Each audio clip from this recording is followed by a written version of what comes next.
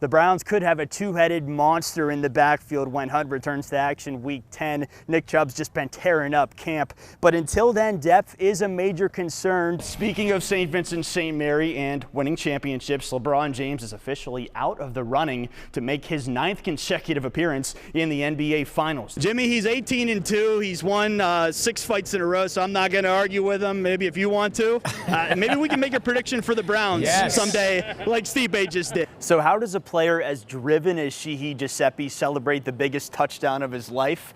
By coming to Berea after the game for a late night workout. So Cormier landed 181 significant strikes. Wow. That's the most strikes ever landed by a losing UFC fighter. 5 of them walked away with state championships. What an awesome weekend. Seriously, fist bump for the local teams. What a weird couple of days it's been for the Indians. They had won 10 of their last 13 games before the Orioles humbled them last night.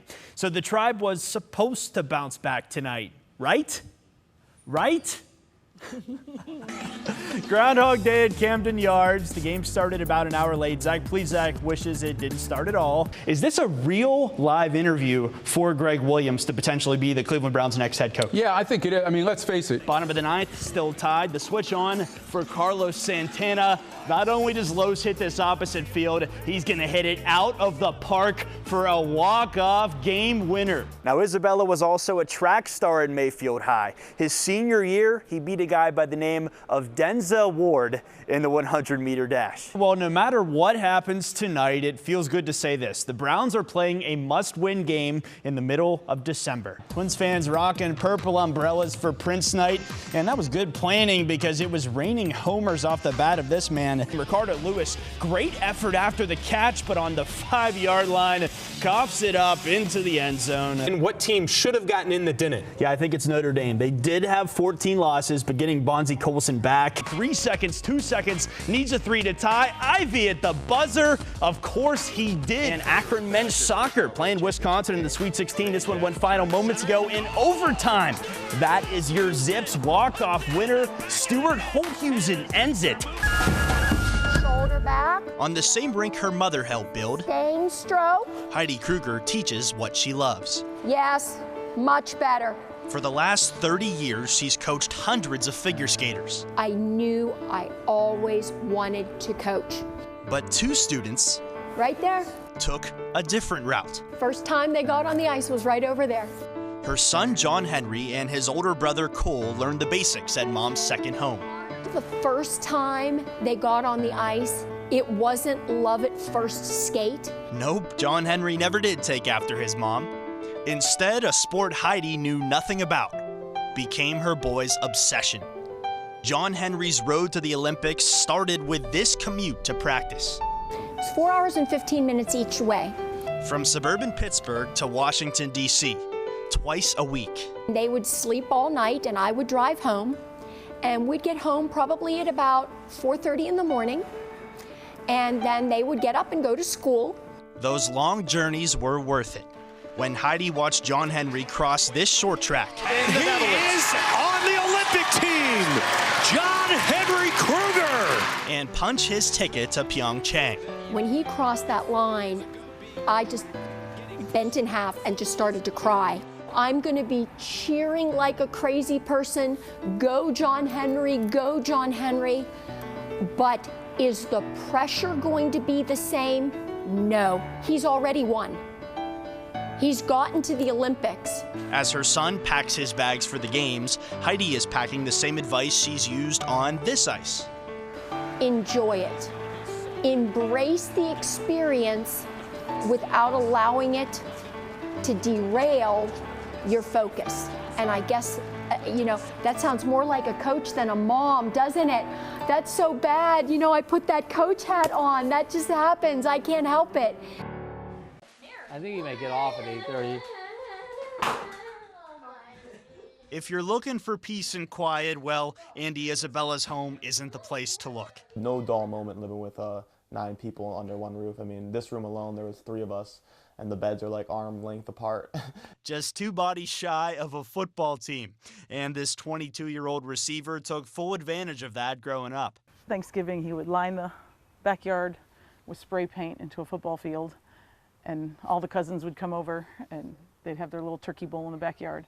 Tony and Sue's oldest child has come a long way from those pickup games and his days as a Mayfield Wildcat. We had an elite soccer team Andy played on, and one of the followers were sitting around and he goes, let's face it, none of these kids will ever be professional players, come on.